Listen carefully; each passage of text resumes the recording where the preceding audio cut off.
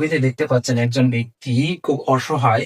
তার এক সাইডে হচ্ছে মহাসমুদ্র, আর এক সাইডে হচ্ছে কি একটা শয়তান বল্লম নিয়ে দাঁড়িয়ে আছে।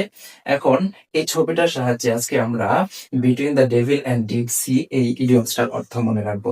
এই ইডিয়মসটার অর্থ হচ্ছে কি উভয় বিপদ বা উভয় সংকট, মানে দুই দিকেই বিপদ, যেদিকেই যায় সেই দিকেই বিপদ।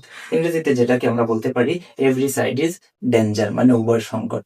ইডিয়মসটা যেভাবে মনে রাখবো, আগে এটা শাব্দিক অর্থের দিকে একটু লক্ষ্য করুন। বিটুইন অর্থ হচ্ছে কি মাঝে, দ্য ডেভিল অর্থ হচ্ছে কি শয়তান, আর ডিপ সি অর্থ হচ্ছে কি মহাসমুদ্র।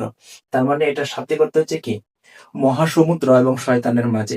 ছবিতে যেভাবে দেখতে পাচ্ছেন যে এই লোকটা দাঁড়িয়ে আছে, একদিকে মহাসমুদ্র আর একদিকে হচ্ছে কি শয়তান। এখন সে কোন দিকে যাবে বলুন তো?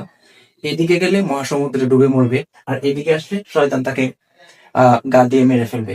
তো এখন কথা হচ্ছে তার জন্য কি দুইটা সাইডে বিপজ্জনক না? সে যেদিকেই যায় সেদিকেই মরবে।